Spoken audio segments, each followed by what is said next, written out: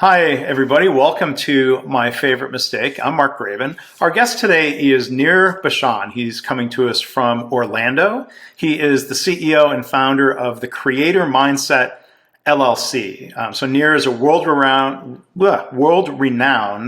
Here, let me go back. No, I don't edit out my mistakes. Sorry.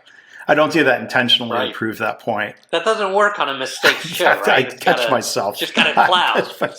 So Nir is a world-renowned creativity expert. He's taught thousands of leaders and individuals around the world how to harness the power of creativity. And we're going to be able to talk about that. His company, The Creator Mindset, produces workshops, consulting, coaching, and speaking engagements. His clients include AT&T, Microsoft, Ace Hardware, NFL Network, EA Sports, and JetBlue. So those very well-known names. And Nir's book is titled, it was released in August 2020, so it's available now, The Creator Mindset, 92 Tools to Unlock the Secrets to Innovation, Growth, and Sustainability. There you go. It's been translated into 2 languages. So Nir, thank you for being here. What 2 languages? Spanish and French, I believe, but I have to take a look. Very cool. Very cool. That's a great sign that the book is going to have worldwide impact. Yeah, I'm hoping. Yeah. Well, thank you. Thanks for joining us here today. Thanks for having me, Mark. So my stumbles aside, it's not my favorite mistakes, just my most recent public mistakes. Nir, what would you say is your favorite mistake? There's a lot. There is probably too many to choose. I think in business today we're so all about our successes, right? We want to project this image. You look on social and everything looks so good.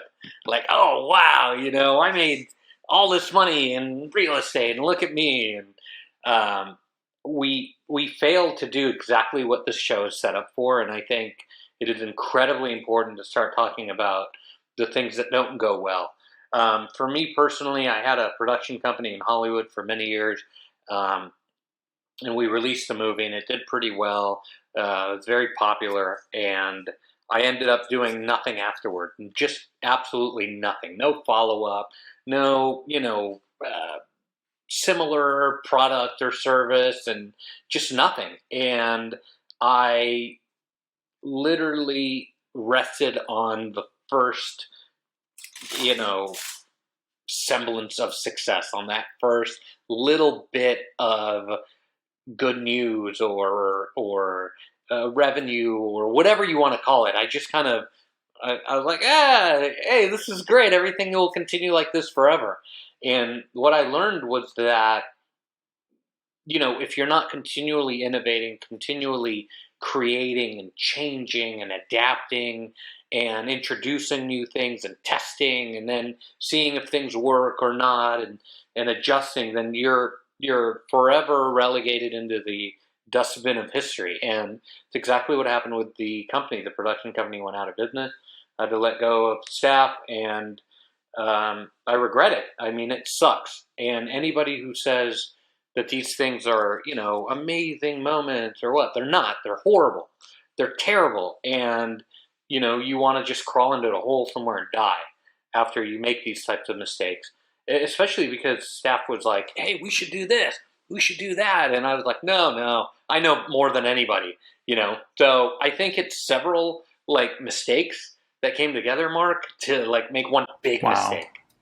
But I think the thing, Nir, that makes it a favorite mistake is that learning that comes from it, as opposed to being, a gloomy story. The show's not called My Biggest Mistake. It sounds like the favorite mistake and biggest mistake are not always the same thing. It sounds like here there is some overlap there. How much time has passed since that? It's been several years, so more than 10 years.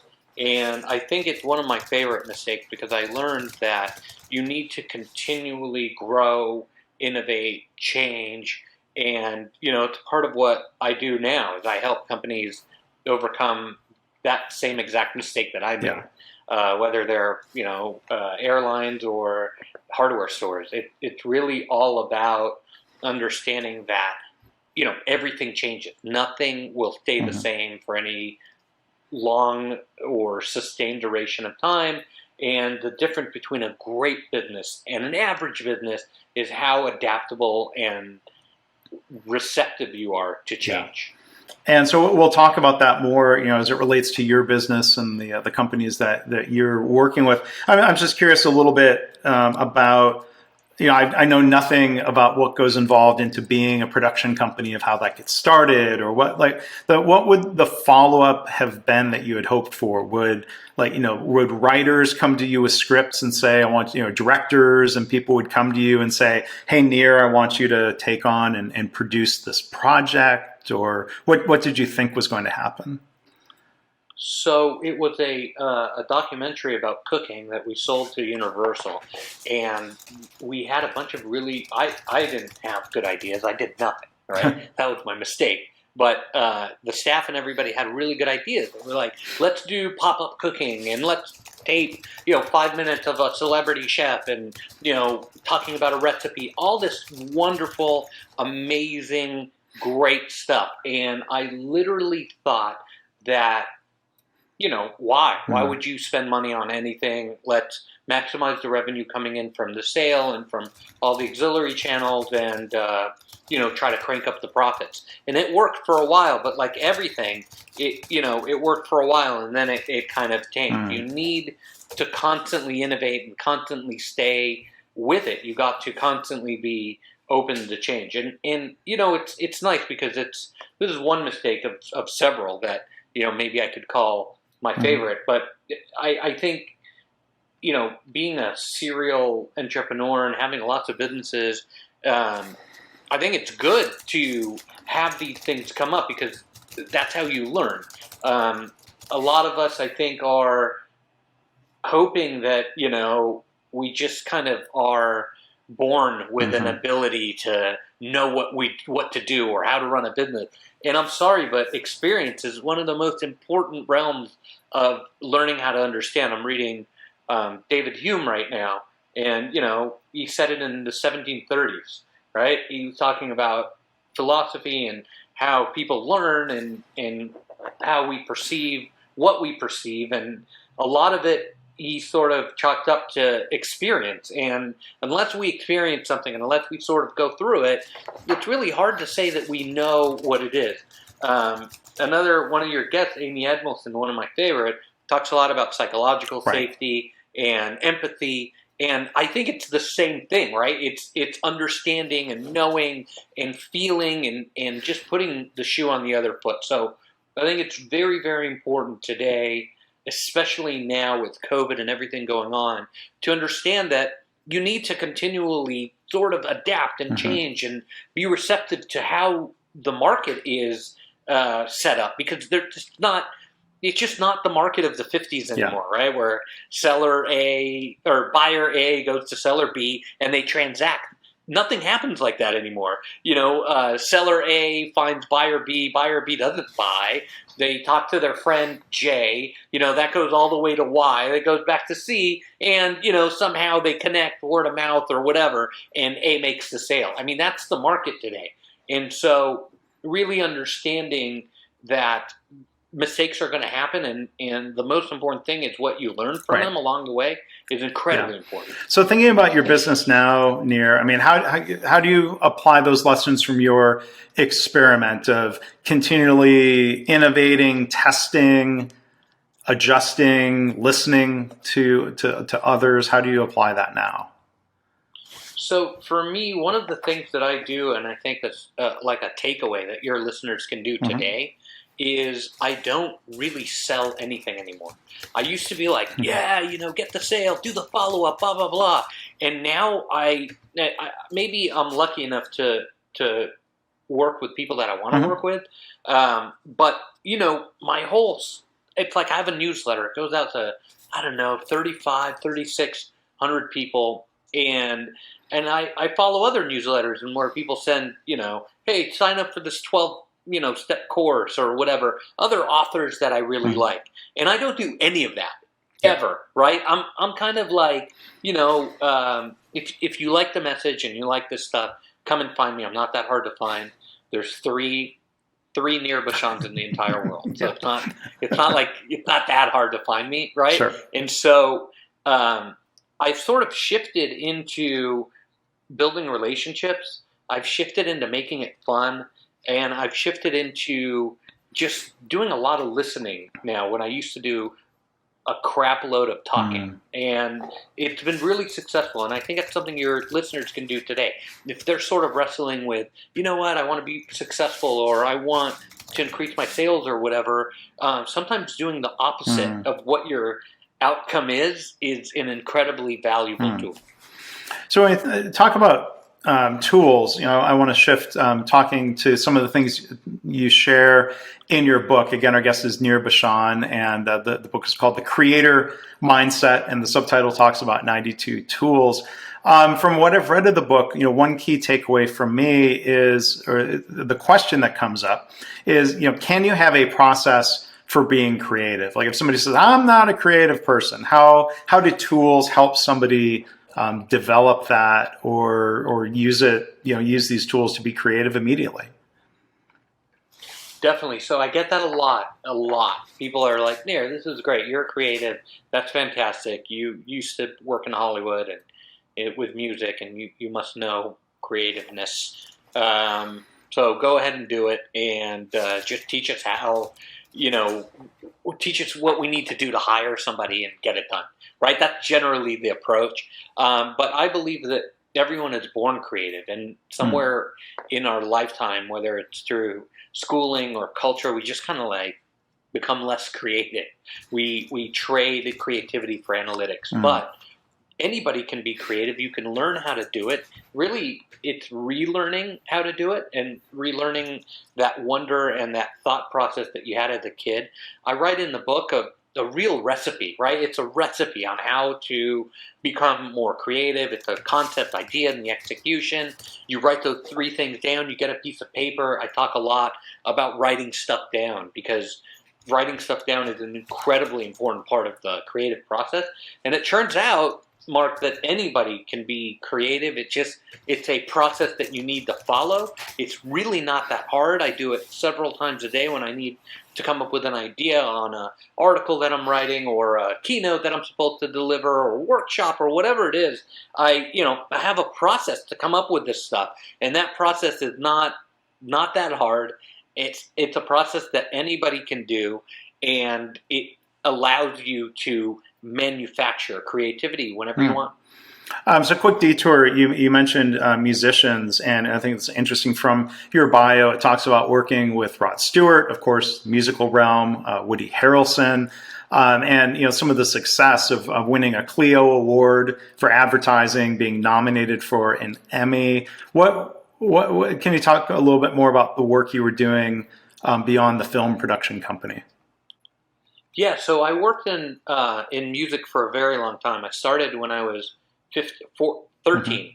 I had a band when I was 13, and we were playing clubs and stuff in Los Angeles by 15 years old. Just where you couldn't even get in, right? Because it was 21 and over. But they were like, yeah, it's the band, whatever. They're showing up. So that was really fun, and that turned into going to USC, fight on, where I studied music, and then I switched over to audio engineering, and I worked on a bunch of albums as an engineer, as a producer, as a assistant. I would coil cable if it paid something, and just to be around creative people. And I kind of learned really fast, even from when I was a kid, that creativity is one of those things that it's like, these famous musicians are not that different than you or I, Mark. It's amazing. They just have discipline, and that discipline is a process of creativity. I've worked on a lot of hip-hop albums. I don't know how that happened, but I just got into that into that field. And, famous people, would show up with a notebook, very professional, 9 to 5 hours. They needed to, stop and get milk or diapers on the way home, just like you and me, right? It's just that they had a process. They had a repeatable spring of creativity that they could dip into whenever they wanted. And I was like, I want that, that's what I want. And I asked people, I said, how do you guys do it? Because it's awesome, and I want this bad.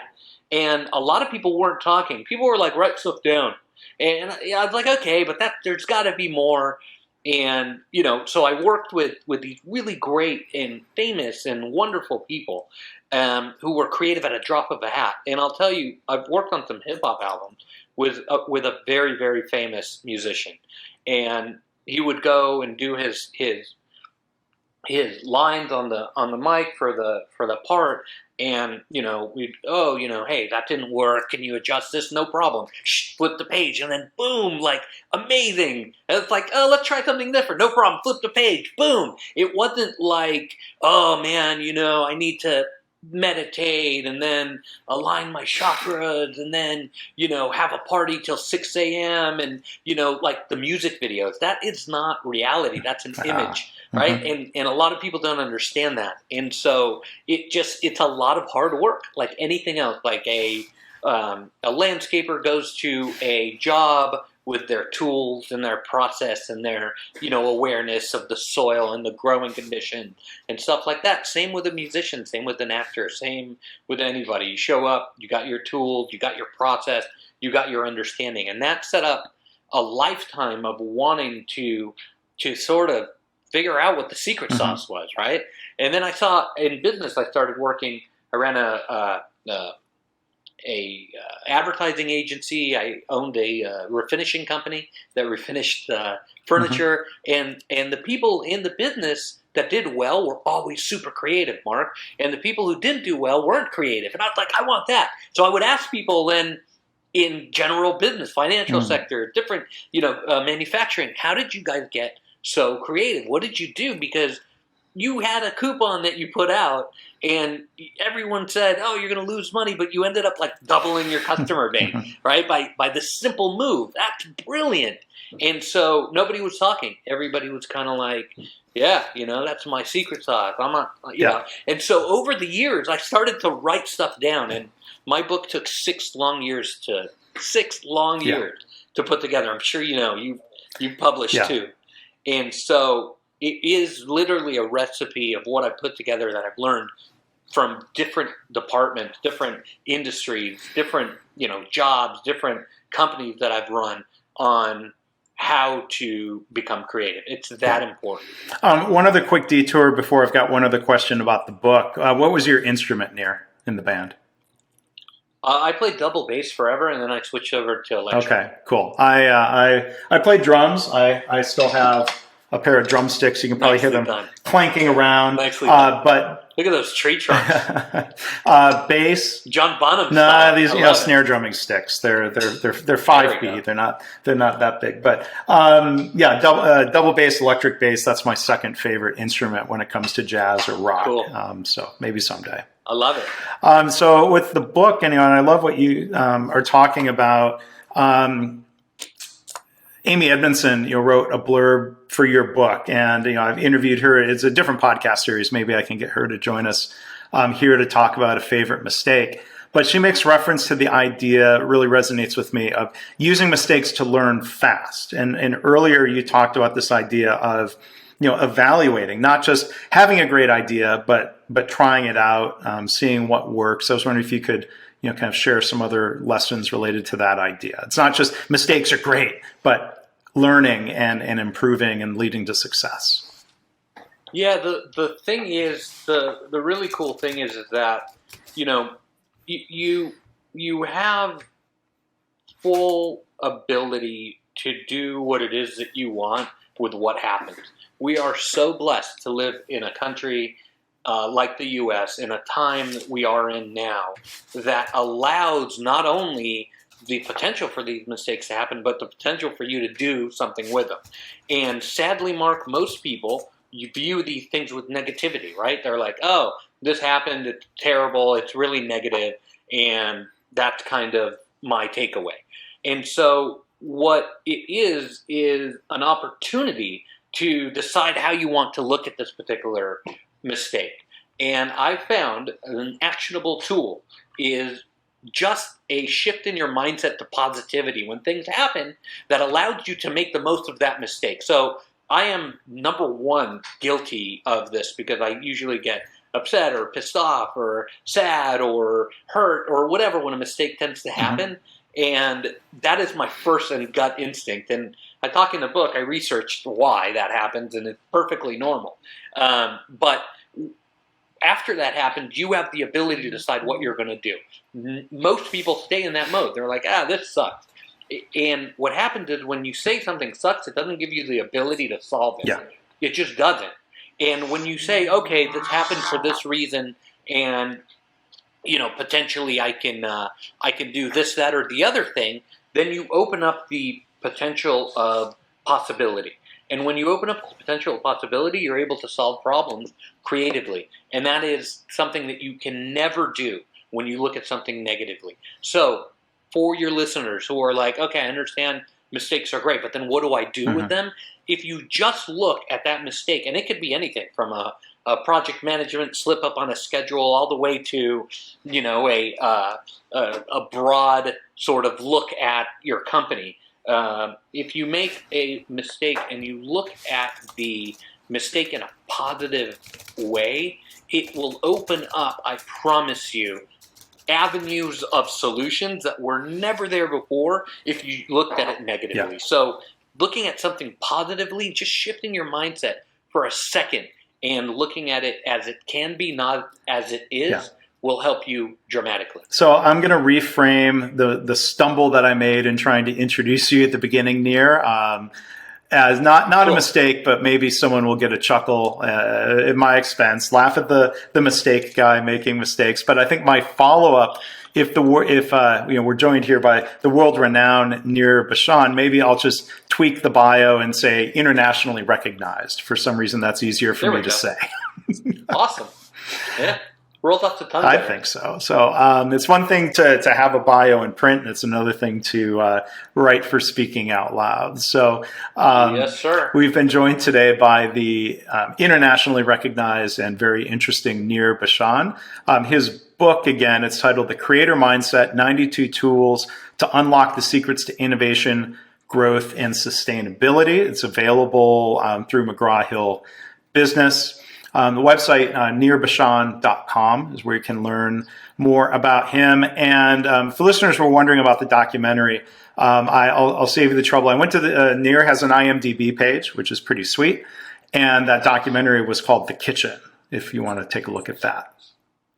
So I hope people will go. Is the film available through the streaming services now? I have no idea. We sold the rights. Yeah. I mean, now 10 years ago, and it was for a long time. I don't know now. It's a little bit dated now. It's been a while. Well, but Nir has moved on to other things, and he keeps innovating, and so thank you for sharing that example, and thank you for what I think is setting a good example of being willing to share your favorite mistake. Thank you so much, Nir Bashan. Thanks, thank you for being a guest. Thanks for having me. Of course. Thanks. It's been fun.